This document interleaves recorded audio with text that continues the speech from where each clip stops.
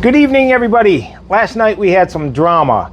Like most things these days with me, it all started out with an Uber ride.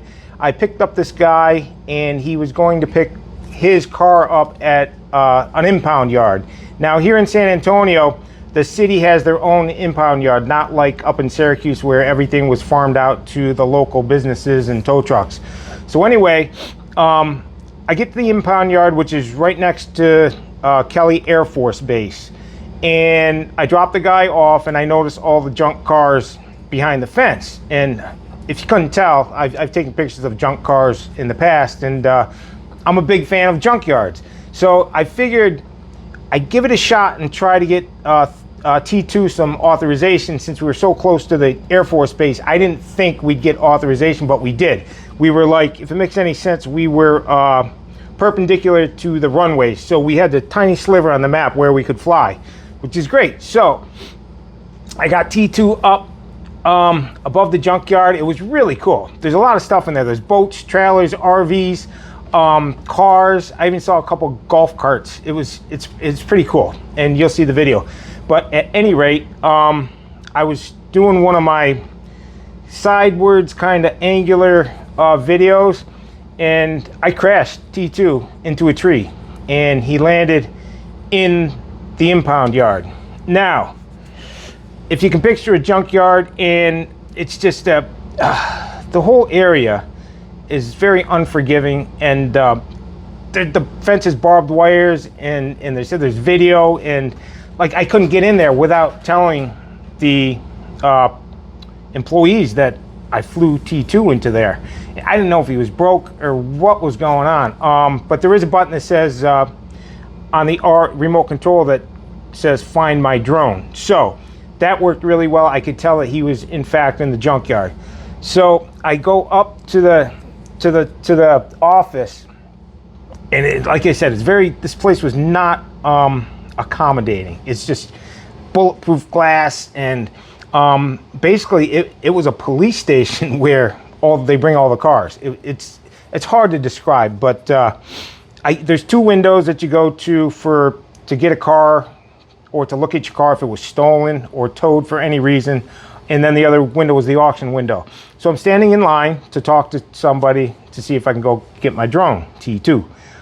The guy in front of me noticed that I had the remote control in my hand, and he asked what happened. And he looked like a regular. He had the construction vest on, and I think he was a tow truck driver, I'm pretty sure.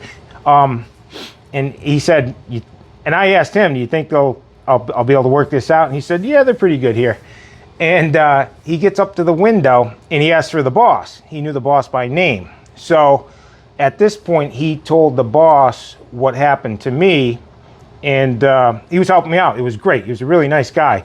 So the boss gets on the phone. Sorry, this is a long story, but there's no way around it. The boss guy gets on the phone, and he's looking at me, and he's on the phone for a while, and he comes out and he says, go wait outside, and somebody will be out. So I'm in the regular line outside. There's no place to sit. It's freezing out there. The dust and dirt is blowing everywhere, and everybody's just out there freezing. You don't know. They don't tell you much. They don't know. They don't tell you who's next or there's any kind of order. And the idea is they have a golf cart where they drive around. There's one golf cart. It makes it around about every 30 or 40 minutes. They call three people's names. You get in the golf cart and you go to your car. They do one car at a time because they can't leave you. It'd be dangerous to leave you at your car and then go to the next car, if that makes any sense. So, and we're learning this. Everybody's out there. We're all in the same boat. I was actually talking to a young couple that had their car stolen. But we figured out how the golf cart works, and everybody's like, oh, maybe it's our turn. Maybe it's our turn. So I thought at this point, I'm in this line for over an hour with this young couple. And we think we're going to be on the next golf cart. But then a police officer comes out of the office and asks me if I'm the guy with the drone. I said, yeah. He said, they're not happy with you here. I was like, sorry. I was very apologetic. And he said, there's an Air Force base right there. I was like, yeah, I got authorization for that.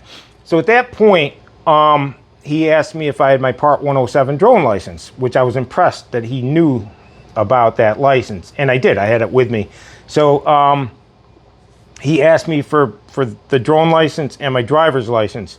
And he mentioned that they already had T2, which I thought was kind of strange because the guy on the phone must have called the regular, back office police, and they must have went out looking for it. And it was kind of strange. When he said that, I was like, wow, I could be in trouble here. But I didn't do anything legally wrong, anything wrong or malicious.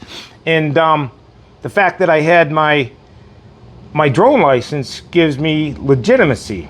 And he kind of, I saw it in his eyes, he kind of realized that was pretty cool. So he went away, and it took him a while to come back. I had to give him all my information and stuff. And he came back with T2, and I actually had to sign some paperwork to release T2 back to me. So T2 survived, and he still flies. And the video right after this, again, I'm sorry this is so long, you can see the actual video. I was filming when he crashed.